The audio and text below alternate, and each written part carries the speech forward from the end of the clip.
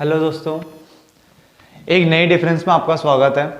इस डिफरेंस में हम जो पढ़ने जा रहे हैं वो है हमारा डेलीगेशन ऑफ अथॉरिटी और डिसेंट्रलाइजेशन। मैंने आपको बोला भी था पहले भी कि डिफरेंस पढ़ने से क्या है, जल्दी आपको याद हो जाता है। और इस पे आप पर्टिकुलर अगर टॉपिक किसी के ऊपर आता है, जैसे मान लो डिसेंट्रलाइजेशन के ऊपर ही क्वेश्चन आ जाता है, तो आप आराम से लिख भी सकते हो और अगर डिफरेंस आता है तो डिफरेंस भी आपको मिल जाएगा। क्लियर ना? किसी एक पर्टिकुलर टॉपिक के ऊपर अगर क्वेश्चन पूछेगा तो भी आपका आंसर हो जाएगा और अगर डिफरेंस पूछेगा तो भी आपका आंसर इजिली हो जाता है। तो स्टार्ट करते हैं आज की ये वीडियो। ठीक है, डेलीगेशन ऑफ अथॉरिटी और डिसेंट्रलाइजेशन। सबसे पहला आपका आता है nature.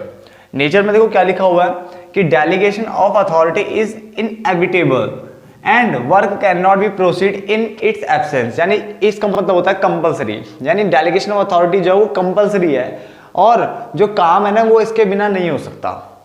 Work can not be proceed in its absence. ठीक है, तो ये कंपलसरी है आपका डेलीगेशन ऑफ अथॉरिटी। जबकि डिसेंट्रलाइजेशन की अगर हम बात करें तो उसने बोला जरूरी नहीं है, it is not necessary and work can proceed in its absence, और काम इसके बिना भी चल सकता है। तो पहला डिफरेंस आपको क्लियर हो गया।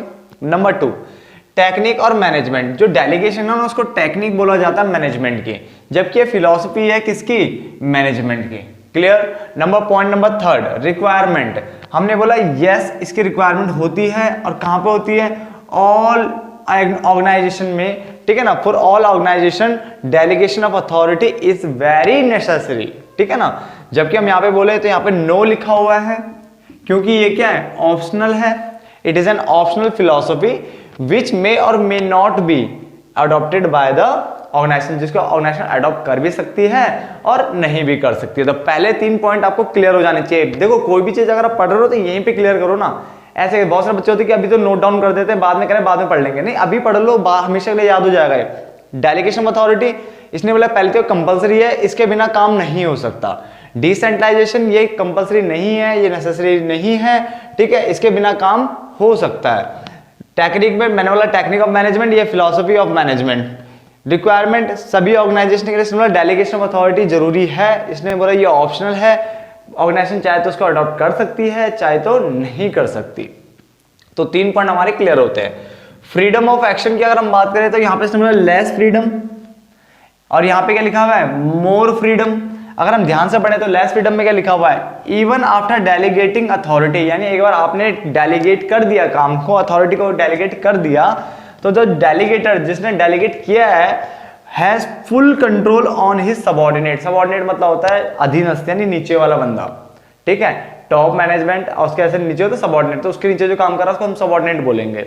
जैसे आप अगर हेड और आपके अंदर कोई काम कर रहा है तो हम उसको सबऑर्डिनेट बोलते हैं। ठीक है ना, तो जो सबऑर्डिनेट मतलब जो सबसे नीचे वाला बंदा है उसने बोला less freedom even after delegating authority, यानी अगर आपने एक बार अथॉरिटी डेलीगेट कर ली तो डेलीगेटर का फिर भी इसके ऊपर पूरा कंट्रोल बना रहता है। किसके ऊपर? सबऑर्डिनेट, यानी अपने अधीनस्थ के ऊपर।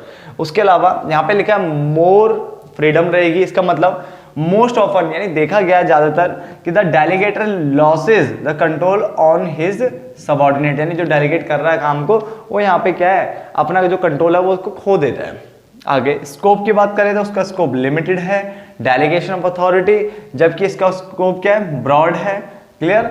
अगला पॉइंट देखो हमारे पास क्या? पर्पस। इट्स पर्पस, ठीक है, इट्स पर्पस इज रिडक्शन करना किसमें? वर्कलोड ऑफ एन ऑफिसर, यानी किसी ऑफिसर के काम काज का जो लोड है ना उसको कम करना। किसके अंदर आता है? डेलीगेशन ऑफ अथॉरिटी, वो अपने काम को आगे दे रहा है। जबकि इट्स पर्पस इज एक्सपेंशन करना, किसको? अथॉरिटी को एक्सपेंड करना, यानी विस्तार करना इन एन ऑर्गेनाइजेशन।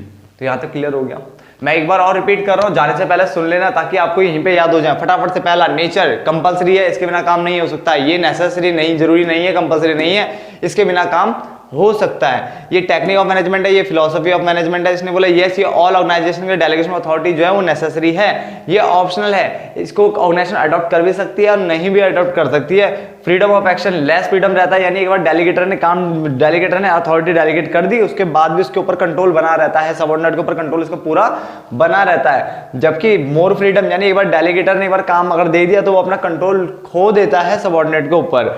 स्कोप की बात करें तो लिमिटेड स्कोप है, इसका ब्रॉड यानी काफी बड़ा स्कोप है।